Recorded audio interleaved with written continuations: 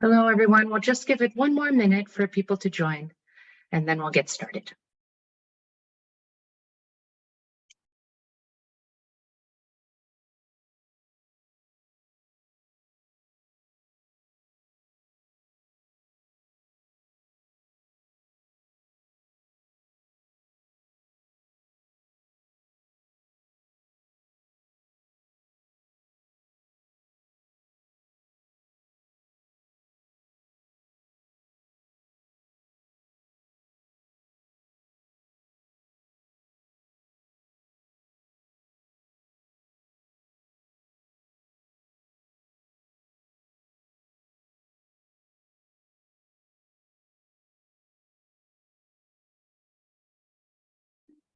Okay, let's get started. Thank you so much for being here with us today, and welcome to this webinar on the road to COP28, key climate global processes. My name's Lucinda O'Hanlon. I'm the head of policy and strategy at Sanitation and Water for All. Jointly organized by SWA and AGWA, today we will be discussing some of the major processes associated with COP28, including ways for partners to get involved. For those who don't know, SWA is a multi-stakeholder partnership made up of over 300 partners from 6 constituency groups: governments, civil society, private sector, external support agencies, research and learning institutions, and utilities and regulators. Our mission is to secure the human rights to water and sanitation for all people without discrimination. We work towards this ambition through 3 interrelated strategic objectives: elevating political prioritization of water and sanitation, including through high-level engagement with ministers and heads of state; working through multi-stakeholder approaches revolving around a commitment to mutual accountability for progress; and working with partners to support system strengthening and to attract financing to support universal access to water and sanitation. Through all of this work, climate action is a central theme for our partnership. The intersection of water and sanitation with climate change is a story of vulnerability. The billions of people who still do not have access to clean water and safe sanitation, who are also facing severe impacts of climate change, threatening their lives and their livelihoods. And those who do have some access to some form of water and sanitation, but whose health and survival is jeopardized as ever increasing extreme weather events take place as a result of our changing climate. SWA is dedicated to working with our partners in order to identify sustainable ways forward. We're committed to coordinating partners to ensure that the sector speaks with a strong voice in order to advocate for climate action, which takes account of the important dimensions of water and sanitation. And today's webinar is one piece of that larger effort. And we're delighted that you have joined us today. I'll just take one more moment to run you through the structure of today's webinar. We'll start with a brief framing presentation by my colleague, Mr. Jose Gesti, Senior Advisor on Climate at SWA. Then he will moderate a panel discussion with a number of our partners. Afterwards, I'll take questions, and I ask that throughout the framing and panel discussion, you place your questions and comments in the chat box. Please also take a moment now to introduce yourselves in the chat box. Finally, this morning we have interpretation into French, and at the bottom of your screen, you will see, which I apologize, interpreters, that I didn't click on it. You will see a globe where you can choose your language of preference. So please make sure that you click on that globe so that our interpretation works well. With that, I now have the pleasure to hand over the floor to Ms. Pani, representing AGWA. Pani, the floor is yours. Thank you, Lucinda. Hi, everyone. My name is Pan Pyo, and I am the Global Climate and Water Policy Consultant at the Alliance for Global Water Adaptations, also known as AGWA.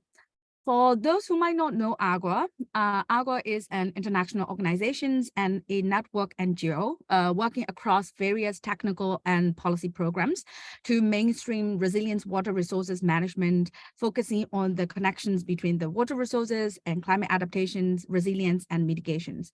So we are working across the spectrum of water sector, including water and sanitation, wash, and freshwater ecosystem, and transboundary water, etc., and also mainstreaming water into the global climate negotiation process, like the UNFCCC. So as part of our AGWA policy work, we convene our network policy group calls like this one quarterly to discuss various issues related to climate and water policy globally. So we update more broadly on the activities that are currently happening around the UNFCCC and other associated work programs like regional climate weeks, and also share and learn inputs from our network members.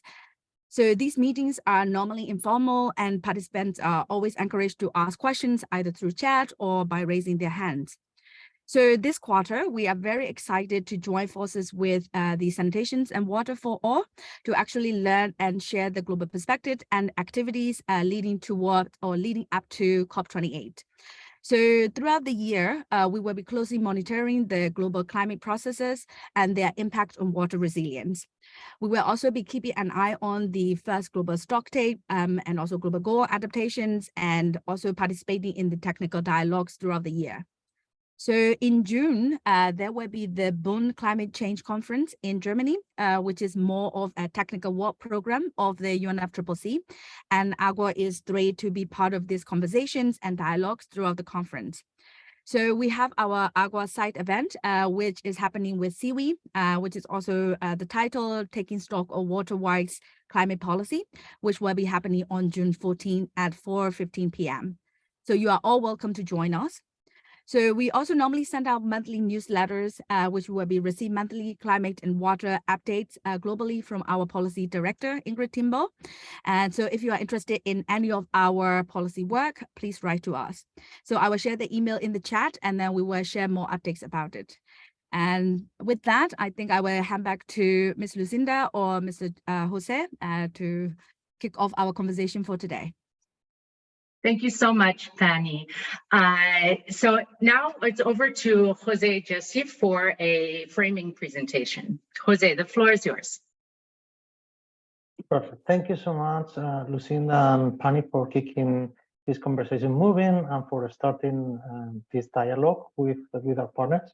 And yes, so now in the next 10 to 12 minutes, what I wanted to do is to make a quick summary and kind of explain a little bit more an update on what these global climate policy processes that we are talking about today. Before that, we wanted to share with you a quick snapshot, right, of this road from COP27 in Sharm el-Sheikh, Egypt last year, and towards in 2023 towards the upcoming COP28 that will take place in the Expo City of Dubai. So just so that we are all on the same page, and to remind ourselves, sometimes our water and sanitation colleagues are not exactly connected with the climate acronyms and references. So just again, to bring us all on the same page, the COP stands for the Conference of the Parties. This is the abbreviation, and is all the parties. It's a supreme decision-making body of the United Nations Framework Convention on Climate Change. So all the parties to the convention are represented at the COP, and the purpose of this gathering is to review the implementation of the convention and any other legal instruments. Only parties to the convention and accredited organizations can access the negotiations at COP. However, there are many side events that are live streamed, and there are many different ways to engage with COP. Many things happen at the COP, the climate conference, but just for you to get an idea, the discussions are mostly articulated around three key pillars, which is climate mitigation, on how to reduce emissions, on climate adaptation, on how to increase the resilience, and also on climate financing. At COP27, we were really pleased to see water mentioned for the first time in the COP decisions. There was a reference to protect water-related ecosystems. And obviously from our side, we congratulate this reference, but obviously we would like to continue advancing climate solutions that link human rights and development with a human-centered approach, and therefore placing the needs and the voices of those who are most impacted by climate change at the forefront. Discussions at COP27 also advance on key global climate processes, which are the ones that we want to discuss with you today. And also COP27 mark a historic breakthrough to help vulnerable countries to deal with loss and damage from the impacts of climate change. Then, as I said, we are going towards COP28. The dates will be November 30th to December 12th in the Expo City of Dubai. But now, let's go into see a little bit a snapshot of what these processes are that we are referring to, and try to explain this in a digestible way, in an easy way to understand. So the first one that we are looking at is called the global stocktake. This process was already agreed within the Paris Agreement. Indeed, you see the slide, Article 14 of the Paris Agreement refers to a process for taking stock of the implementation of the Paris Agreement, and with the aim to assess world's collective progress towards achieving the purpose of the Paris Agreement. So I will try to explain this in a very easy way to understand. So you know that countries have made commitments to reduce greenhouse gases emissions and to adapt to climate change through what is called the nationally determined contributions, or NDCs, and also through national adaptation plans. So what the global stocktake is doing is nothing else than bringing all the country commitments together, right, on the table, all the commitments together to see how are we doing as a world collectively in terms of keeping the target of the Paris Agreement, which, as you know, is keeping the temperature increase below 2 degrees centigrade, or if possible, 1.5 degrees. So this year, 2023, is very important because it marks the end of the first global stocktake. After this first global stocktake, there will be a second and third and fourth global stocktake, and that will happen in cycles of 5 years. So the second stocktake will take place in 2028. At the moment, parties to the Paris Agreement, non-state actors and experts are engaged in what is called some technical dialogues. These technical dialogues will finish in a couple of weeks in a climate conference in Bonn, and then we will jump into a political process, right? Taking a stock of what these technical dialogues have concluded, there will be a political process that will culminate at COP28, and at COP28 we are expecting some political messages on how to, based on the review on the global stocktake, on how NDCs, nationally determined contributions, and national adaptation plans need to be strengthened in the next 5-year cycle. Therefore, we see it's very important that water and sanitation is well reflected in this process, so that there is a political call to further include water and sanitation as part of NDCs, nationally determined contributions, and national adaptation plans. That's for the global stocktake. The other important global process that we want to discuss today is in relation to the global goal on adaptation. So again, Paris Agreement, Article 7 already refers to such a thing, to a global goal on adaptation. to enhance adaptive capacity and to strengthen resilience to and reduce vulnerability to climate change. This is easy to say and difficult to get in practice. Since the Paris Agreement, there have been lots of discussions among parties to the Paris Agreement on how to make this effective, right?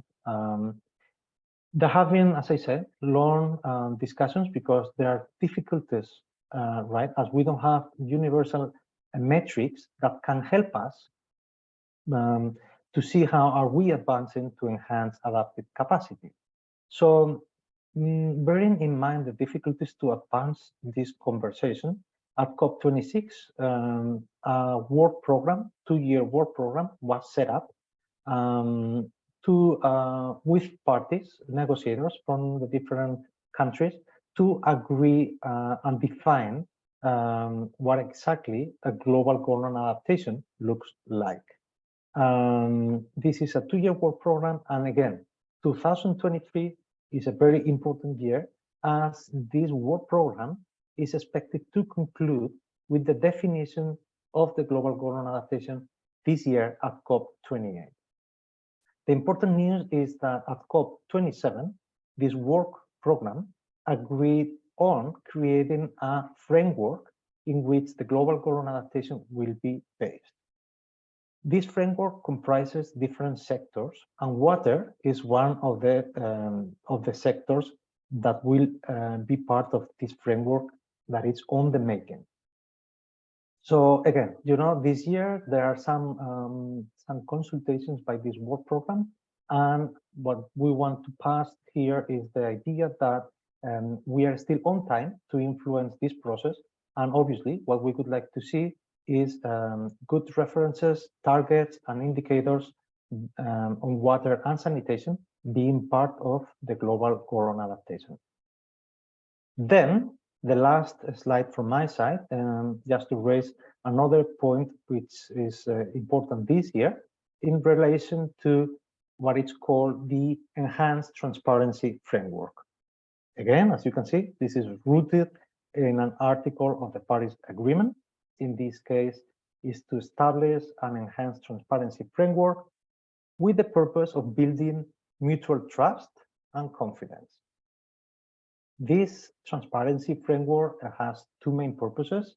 The first one is what it's called the framework for action, and this is countries reporting on progress towards achieving their nationally determined contributions. There is a second part of the framework, which is on providing clarity on which sort of support, including financial, is being provided and received by the different parties to the Paris Agreement. As you can see, this is intimately related to the global stocktake, because the information that countries provide through their own reporting mechanisms, it's what is informing later on the global stock take, right? This is a great opportunity for civil society and anybody in a country to understand how respective countries are doing in relation to their own commitments, whether they are advancing or they are not advancing. Again, this year marks 2023, marks an important year because is the last year of an old reporting mechanism that countries have been used to report progress against their own commitment. And from the next year, from 2024, all parties, developed and developing countries, need to jump into the new reporting mechanism under the Enhanced Transparency Framework. This is called some biennial transparency reports. Again, important piece of information so that we all understand how our respective countries are doing. So this is what the three processes that we wanted to discuss today. Later on in the year, we will have more sessions and we can discuss loss and damage and other interesting processes going on. But now I will stop here. And then what we want to do is to jump into interesting panel discussion. Here, as you can see on the screen, we have managed to put together a very interesting set of panelists. I will introduce you to all of them now, and then I will ask questions to each of them so that we hear their point of view. So today with us, we have Mr. Thomas Rivermark, who is director at Swedish Waterhouse at the Stockholm International Water Institute. We have Mrs. Farai Tunhuma, who is Water and Environment Senior Advisor at UNICEF headquarters. We have Ms. Annette Alua, Program Director for Jeunes Volontaires pour l'Environnement. She is Kenyan but based in Togo. We are really lucky to have panelists, Mr. Iqbal Abdullah Haroon, who is Senior Official at the Ministry of Environment, Forest and Climate Change in Bangladesh. And we will have as well the chance to interact further with Pani, our AGWA colleague, being part of this webinar. So without further ado, I will now stop sharing the slide, and I will invite Thomas. Thomas, CB is playing a very important role on global climate policy, and you are also hosting the Secretariat of the Water Pavilion for the COP28.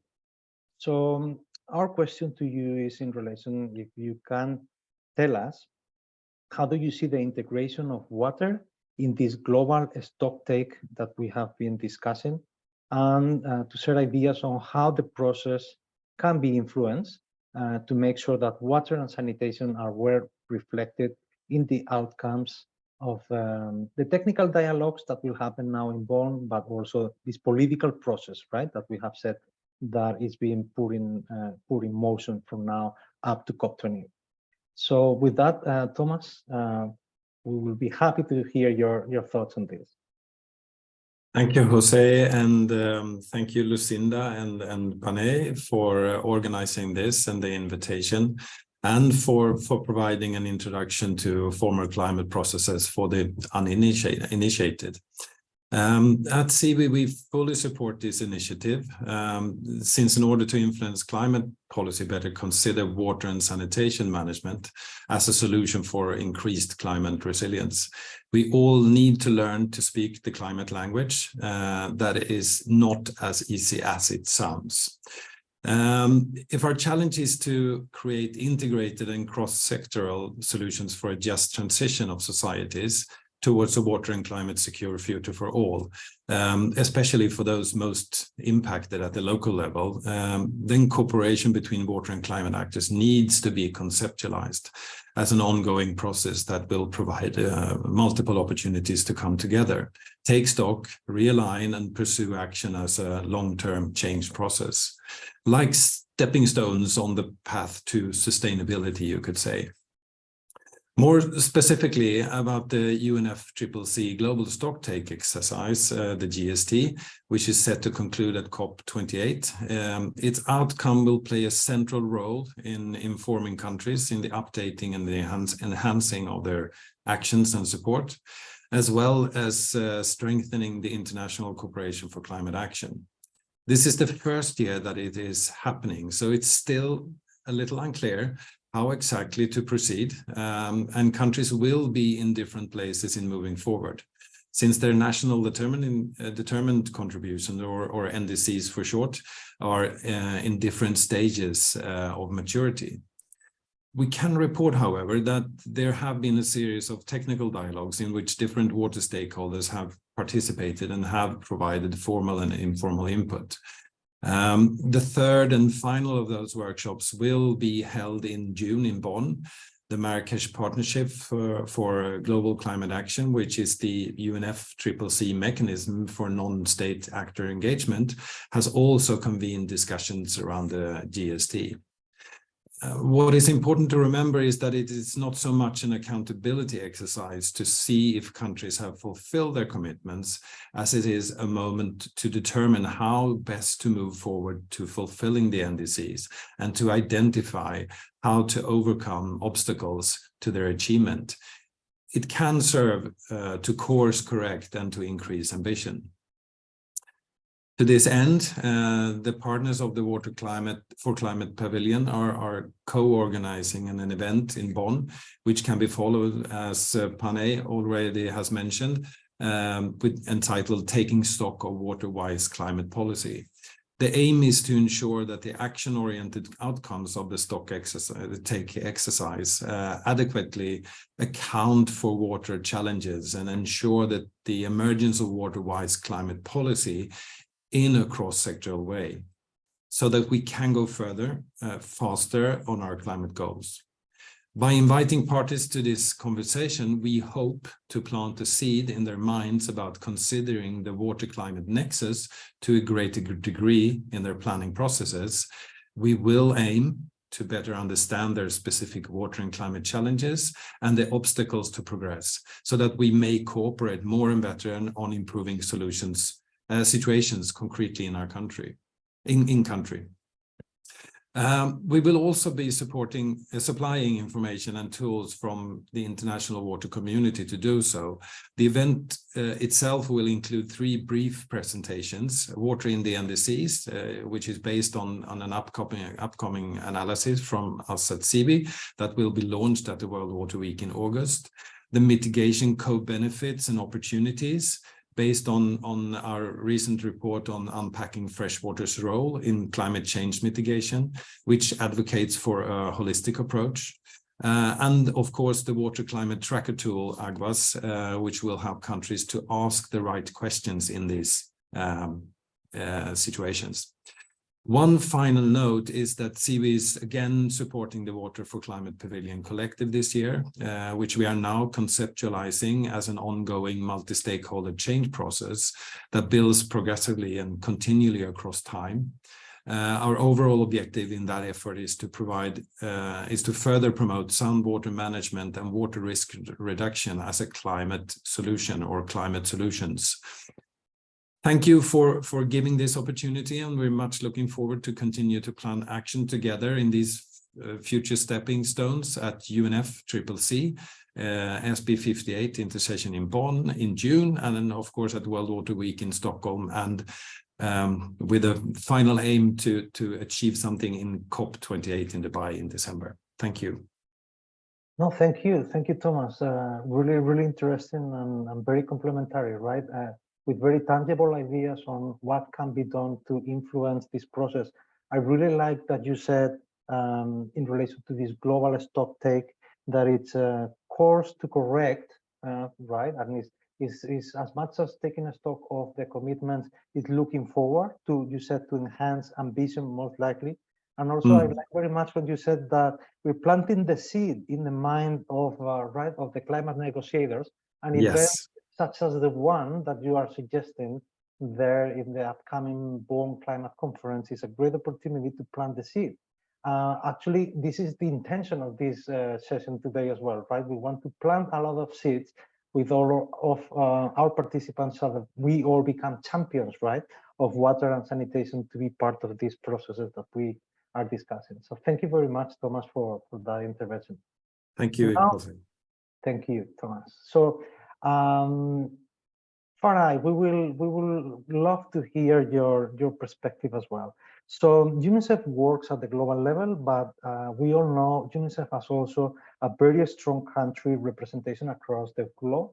And then we would like to hear from you, Farah, ideas on how the process to define the global goal on adaptation can be influenced. What UNICEF is doing with partners, and how can we make sure that water and sanitation is then well reflected in this global goal on adaptation? Farah, over to you.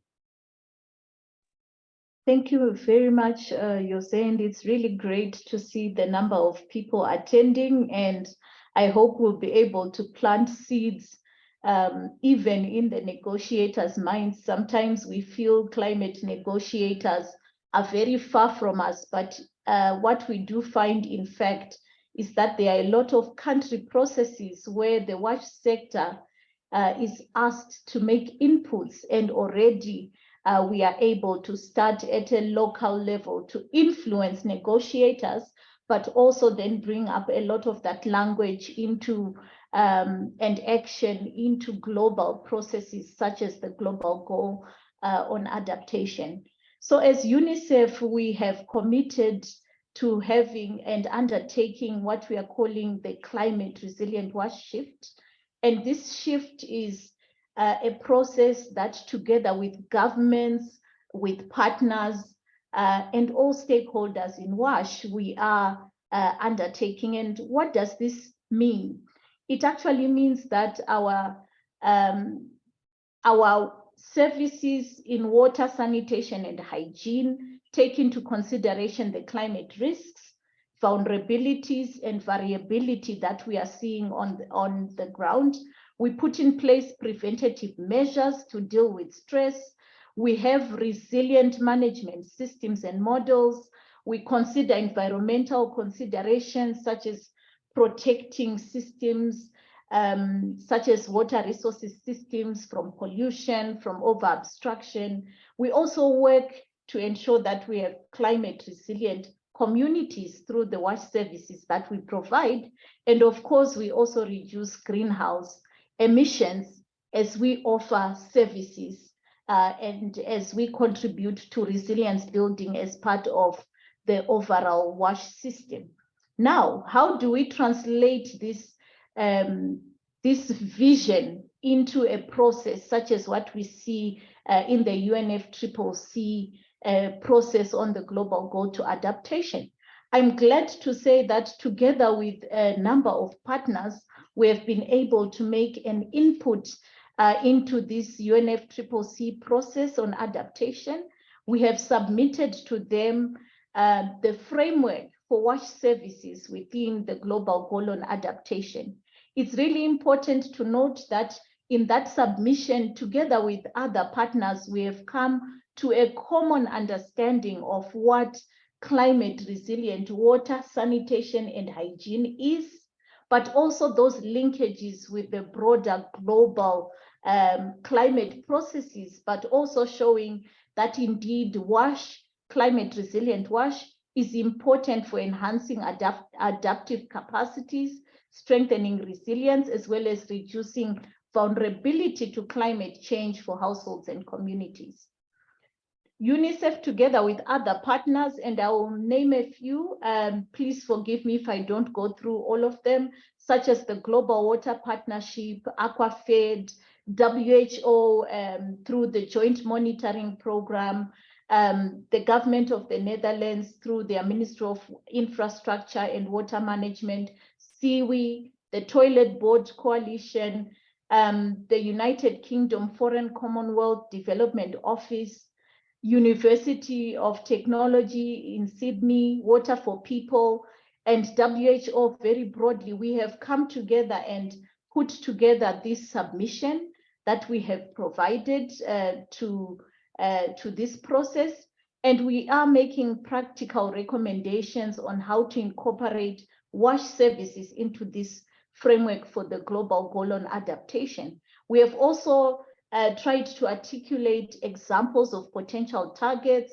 within the WASH adaptation strategies and some matrices that our colleagues and counterparts working on climate can understand and can accept. And some of these key strategies are around reducing vulnerability in high climate risk exposure areas where we also find insufficient water and sanitation services, ensuring that we have progress towards achieving universal access to water, sanitation, and hygiene as a mechanism of contributing to climate adaptation and resilience building for communities, ensuring that our existing water, sanitation, and hygiene services, particularly in areas highly exposed to climate risks, embrace a very risk-based management, retrofitting and upgrading approach, as well as fostering water conservation, efficiency, and reuse and low carbon development within the sector. We hope that this framework will give ideas to our governments in terms of how they implement climate resilient WASH services for building resilience, but also gives negotiators and others working within the WASH space good ammunition as they take forward and position WASH services within the broader conversation on adaptation and resilience through WASH interventions.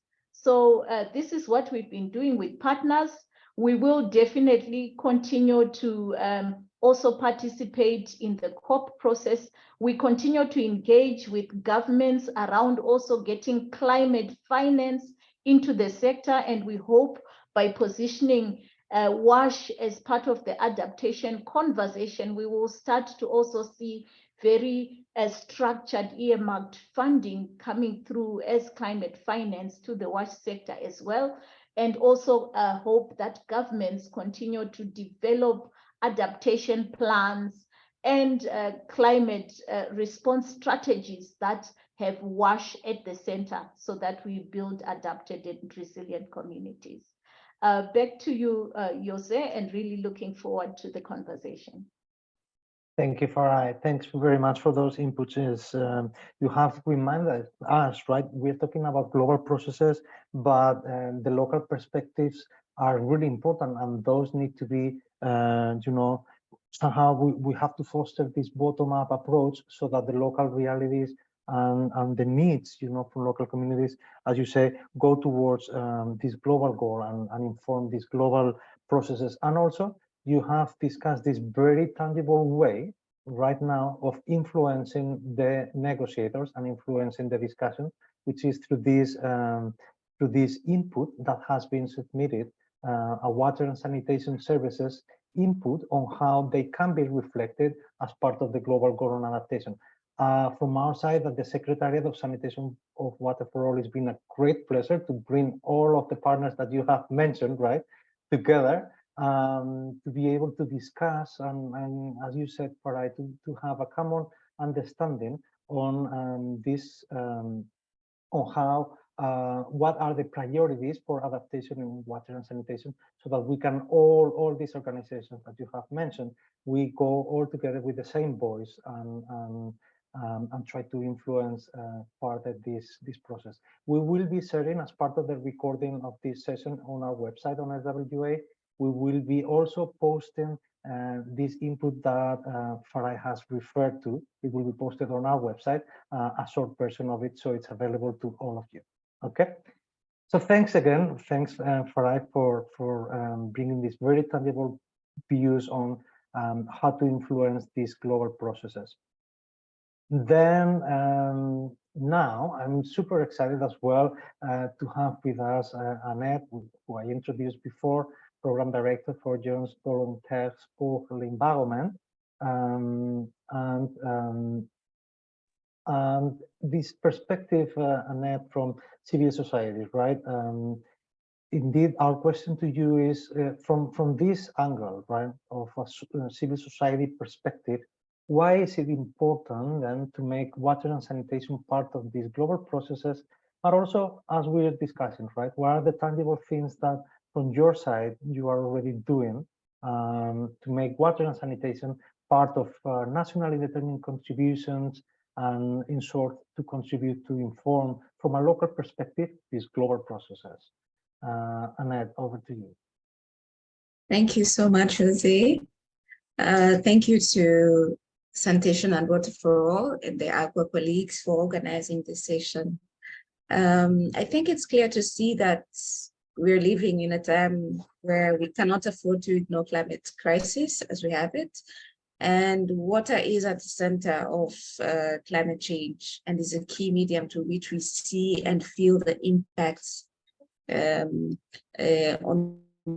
the human population and the society and the ecosystem. So it's very key and important. Washing itself is a basic human right and a direct reflection of climate resilience or lack thereof, since it plays a crucial role in the key sectors such as health. We talk of the economic sector, energy, and so on. So this goes to show that there's an enormous opportunity in WASH as part of the solution to the climate crisis. But despite these facts, WASH as a key sector, and as the previous panelists have mentioned, has not really been sufficiently addressed or considered in the climate change negotiations.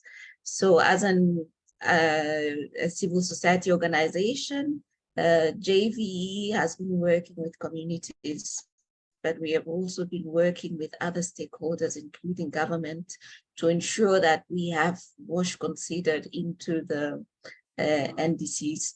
Recently, with the support of Sanitation and Water for All, we carried out a study to investigate how climate policy and nationally determined contributions in SWA partner countries has been addressed, how water and sanitation has been addressed in these NDCs. And this study was limited to the ECOWAS region, and the data was collected from across 15 countries in the region, who effectively revised their national determined contributions recently. So basically highlighting the impacts of climate change on water resources and proposing recommendations for points of integration and monitoring. And this study shows and confirmed that 80% of the countries were actually facing risks of flooding and drought. I think that's pretty obvious in the time that we are in. And this is causing an intense and increased stress in the WASH sector across the region. So either through scarcity or contamination and quality issues. And it has led to internal displacement of over 9 million people, inhabitants in these countries. So that's basically the population of Togo and say Cape Verde combined. So this it's a serious issue. And the study also reveals that none of the countries considered WASH, water and sanitation and hygiene, as a sector as a whole in their NDCs. Instead, it reveals that they had considered fragmented subsectors in a rather minimized and not really showing the impact on how the WASH can achieve sustainable development in climate change adaptation objectives. So this meant that WASH received minimal resources as a sector. So the study that we did recommended that, the WASH to be presented as its entirety, and this is what we are advocating for. We're also advocating that the legal and regulatory framework should be adopted by these countries in operation of strategies as a climate change priority in the region, including adaptation of technologies to climate change for greenhouse gas mitigation. So Sanitation and Water for All and its partners should support countries to integrate these different points into their mitigation and adaptation strategies, as was the case for other countries. I think we have Chad as an example. We also have to ensure that countries are participating in advocacy actions. So partners and participants that are here, we need to see how we can really advocate to ease the strategies for capturing external contributions to ensure that the achievements of mitigation and adaptation objectives. We want to share this study with you, and we have at local level here at the national level, we have shared this with the government, and we had the opportunity also to launch this study at the COP28 last year in Sharm el-Sheikh, and the findings and recommendation were shared with our leaders. So as an organization and representation of civil society, we understand that WASH cuts across many sectors, and we have taken our time to contact the Ministry of Environment and Forest Resources. We've contacted the Ministry of Water. We're in touch with the national coordinator for the NDC support project in the country, as well as the consortium of civil society and other stakeholders who are working in the water and sanitation sector to ensure that stakeholders, as stakeholders, we advocate for legal and regulatory frameworks that take into account the WASH, as we said earlier, to plant the seed of WASH as a sector in its entirety as an integral part of tackling climate crisis. Back to you, Jose. I think that's it from my side. Thank you, Annette. That was really a good illustration of how planting the seeds. And I think we are really doing this, and you're planting the seed with very tangible ideas on what can be done from the perspective of civil society, on how to bring the evidence, right, on how well or not well water and sanitation is reflected in NDCs, and based on that evidence to advocate for further inclusion. Thank you so much for those perspectives. Looking at the watch, I want to spend more time before I invite our distinguished representative from a senior official, but also additional secretary to the Bangladesh Ministry of Environment, Forest and Climate Change. And here again, Mr. Iqbal, we are aware that you deal with many sectors. Water and sanitation is one of the several sectors that you look. So obviously, you know, we admire ministries of environment who oversee such a short, diverse range of sectors. And we understand that water and sanitation is just one of many sectors that you oversee. But we are equally interested now from your perspective, and ministries of environment are the ones leading in this sort of global negotiation. So from your point of view, Mr. Iqbal, we really welcome your views on these processes, how your country is taking part of them, and if you have any views in relation to water and sanitation, as well as the Bangladesh commitments. Yeah, the floor is yours, Mr. Iqbal. Yes, thank you very much. Good afternoon, colleagues from Bangladesh. I think everybody knows Bangladesh. If no, then I think they know the problems that we are having as one of the South Asian country, having crisscrossed by 200 rivers flowing from upward from the Himalayas and going down to the Bay of Bengal. So that tells about our water story. So basically, so we have plenty of water in cases more than what we need, and that is one of the sources making us climate vulnerable, because that is a plain land, and there are issues that we are visited by flood almost every year. And with this context, I'll go to your question that basically, as we know that the Paris Agreement provides a solid foundation to act upon mitigation actions, scaling up adaptation actions, adequate and predictable climate finance, and inclusive collaboration among all partners. So Bangladesh is committed to scale up the adaptation actions based on the global goal on adaptation.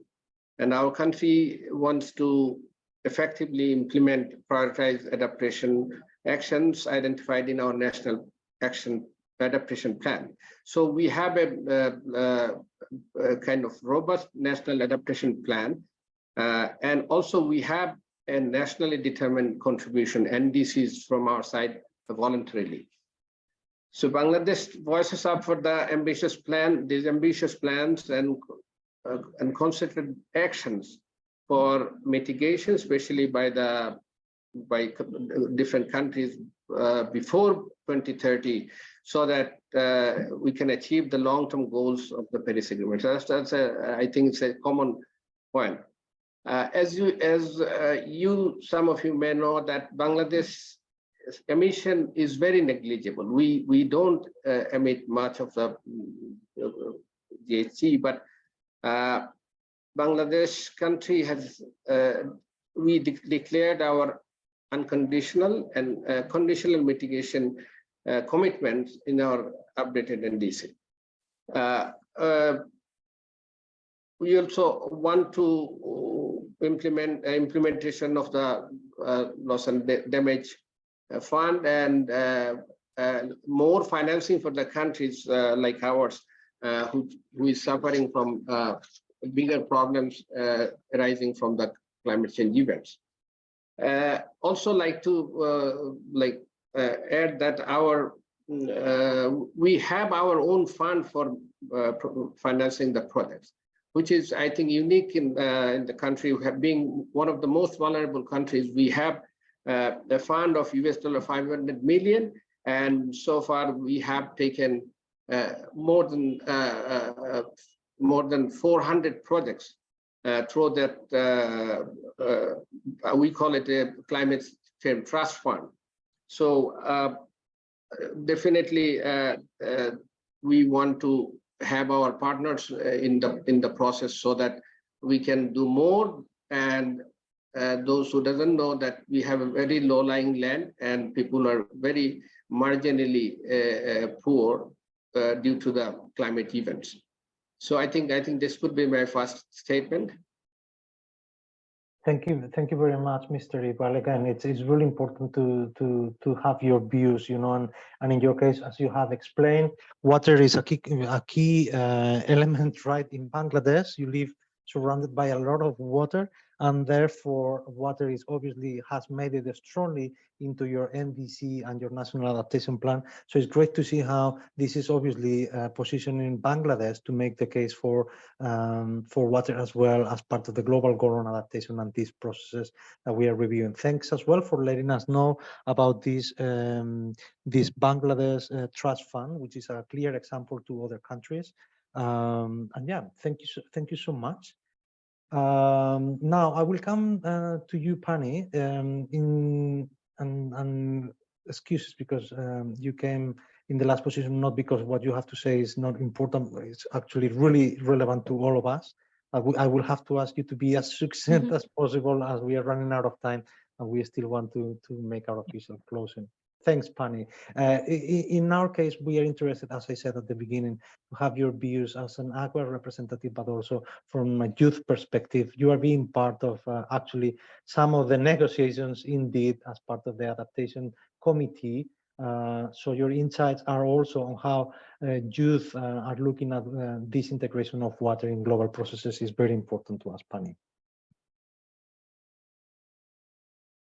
Yeah, I will be very quick. So I think youth engagement in process like the global stocktake is extremely important because it's not only about the influence young people or youth organization can have in the global process, but also preparing for the capacity for the future climate actions that includes like building knowledge, skills, and networks.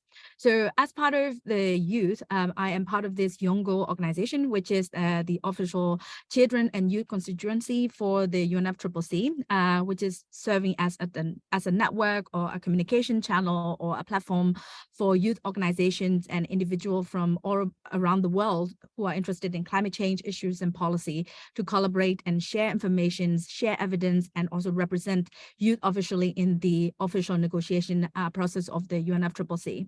So during the phase 1 of the global stocktake process, Yongo has submissions to this global stocktake, including like adaptations and enabling actions, capacity building for young green entrepreneurs and youth NGOs, and also equity issues such as youth and other sensitive stakeholders to be involved in the country level NDCs and also M&E framework and loss and damages, etc. So this year, in collaboration with the UNFCCC COP28 presidency, Yongo has launched this International Youth Climate Delegate Program, which I will be joining as one of the youth delegates from Myanmar, as well as an expert from the climate and water sector. So to ensure that youth views and proposals are fully integrated into this global climate dialogues, especially as complex issues as the GST processes and global goal adaptations.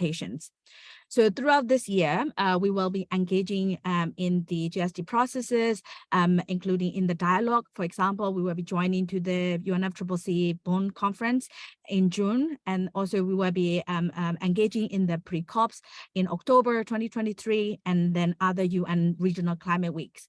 So if any of the organizations who are interested in or working around mainstreaming activities on the water and the youth voices, and also enhancing capacity of the youth and youth NGOs, please write to us. And then we will be doing a lot of advocacy and campaigning activities throughout the year. That include public consultation participations, promoting local climate action projects and evidences, and also participating in youth forum like Conference of Youth, and also in COP28 eventually for engaging in discussions and workshops that aim to feed into the GST processes and other climate policy issues. Thank you so much, Jose. Back to you. Well, thanks for this very straightforward input to this discussion, which is very much welcome. And if you want to share your contact details as well in the chat box, if partners want to engage further, that would be great. Thanks to all our panelists. I think we have managed to have this great set of panelists. We all, from the Secretariat of SWA, we really thank you for your time and for all your inputs to this discussion. And I think I will give the floor back to Lucinda to reflect on the chat, which well, you can tell us, I think it's been mostly addressed, right, Lucinda? Thanks so much, Jose, and thanks to all of our expert panelists for highlighting these numerous opportunities for engagement. It's always a struggle to keep to time when there is so much information to share. But I think what's clear is that we're really working together to try and build the evidence and the arguments to position climate resilient WASH as part of the solution for enhanced adaptation, for enhanced resilience, and for reducing vulnerability of communities. So yes, most of the questions have been answered in the chat, quite a bit about sharing of documents that have been mentioned. So those will certainly be shared. But if questions come up afterwards, please don't hesitate to be in touch. You can write to Jose. SWA is here to support our partners as we all move forward together in this important journey. Now, I would like to give the floor with the remaining time to Ms. Leslie Porres. She's from GWP, but she's here in her capacity, importantly, as the co-chair of SWA's high-level political dialogue work group. And Leslie, over to you to close, please. Thank you. Yeah, thank you. Thank you for that, Lucinda. And it's a little bit of a struggle to close down this conversation after it's been so interesting and fulfilling. And I do want to say that I want to thank, first of all, SWA alongside Agua for really opening up this conversation. I think actually Thomas said it really nicely, is that many of us from this, who are participating in this community are relatively uninitiated into what can be considered a very complex network of conversations when we refer to the UNFCCC, COP, and how honestly we can be involved and engaged. So I want to thank everyone and the organizers and also all of the panelists for really contributing very concrete ideas and helping a lot of us start really getting a sense of what we can do and how we can play a role. I think that, first of all, Jose's excellent sort of framing helped me, and I personally will also look forward to receiving the slides later, because there are so many intricate parts that we all have to really start getting a hold on. And I think also Thomas did point out that there are a lot of different opportunities for influencing, and also the point that we as a water sector really need to start thinking about the climate community and how we can influence them. I thought it was, and building on this, it was interesting to hear also Farai's points about, the fact that we have to position WASH as part of the climate adaptation strategies. And I think what I reflected is that's so obvious for us. right? As a water community, it is so obvious how water plays a role in adaptation and also in mitigation. This is so ingrained in us, we forget that we have to take a step back and think about how we actually share this within a broader community that's not treating water as the sort of center of its day-to-day work and approach.